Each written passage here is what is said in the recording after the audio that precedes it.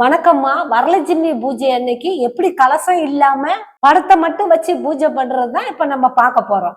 அம்மா, நம்ம வீட்டுல செல்வம் பெருகணும், கணவனோட ஆரோக்கியம் நல்லா இருக்கணும்னு வேண்டித்தான் நம்ம வரலட்சுமி பூஜைய பண்றோம். அம்மா, அந்த பூஜைய விரதம் இருந்தும் பண்ணலாம், அப்படி இல்லை அப்படின்னா விரதம் இல்லாமையும் பண்ணலாம்.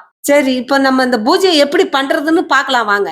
முதல்ல கிழக்க பார்த்தா அப்படி ஒரு மணக்கட்டைய வச்சு அதுக்கு மேல மங்களகரமான கலர் துணிய விரிச்சுங்க. விரிச்சிட்டு லட்சுமி தாய் அம்மா படத்தை இப்ப நம்ம வைக்க போறோம். இப்ப நிறைய பேத்துக்கு சந்தேகம் இருக்கும், லட்சுமியும் குபேரன் படத்தையும் வைக்கலாமா அப்படின்னு சொல்லி. அம்மா, தாராளமா வைக்கலாமா.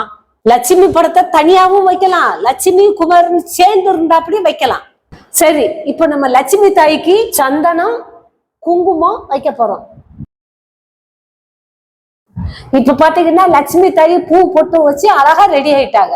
இப்ப நம்ம அவங்களுக்கு விளக்கேத்த போறோம். விளக்கெல்லாம் ஏத்தியாச்சு. அடுத்ததா நம்ம எளிமையா லட்சுமி தாய்க்கு பூஜை பண்ண போறோம். என்னன்னு பார்க்கலாம். லட்சுமி தாய்க்கு பாலும் நெல்லிக்காயும் நல்லா பிடிக்கும். நான் பால் சக்கரை போட்டு வச்சிருக்கேன். அதனால நீங்களும் ஏதாச்சும் ஒண்ணு நெய்வேத்தியத்தை செஞ்சு வைங்க. அடுத்ததா நம்ம வைக்க வேண்டியது வெத்தலை பாக்கோட சுமங்கலி செட்டும் வளையலும். நீங்க ஆசைப்பட்டா ஜாக்கெட் பிட்டு சீப்பு கண்ணாடி கூட வச்சுக்கலாம். கடைசியில நம்ம வைக்க வேண்டியது ட்ரை ஃப்ரூட்டுங்க.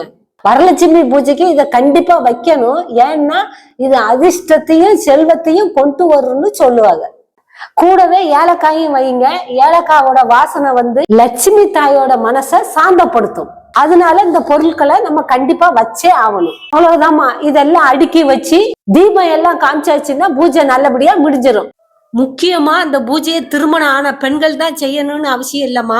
திருமணத்துக்குன்னு காத்துக்கிட்டு இருக்க பெண்களும் இதை செய்யலாம். அதே மாதிரி அன்னைக்கு லட்சுமி தாயை பத்தி பாடல் மந்திரம் எல்லாம் கேட்கலாம். அப்படி இல்லை அப்படின்னா நீங்க கூட பாடலாம். அம்மா, அன்னைக்கு லட்சுமியை கும்பிட்டோம்னா அஷ்ட லட்சுமியும் கும்பிட்டதுக்கு சமம்மா. அதனால இந்த பூஜையை நம்ம வீட்டுல கண்டிப்பா பண்ணணும். பண்ணணும்னா லட்சுமியோட அருள் நம்மளுக்கு கண்டிப்பா கிடைக்கும்.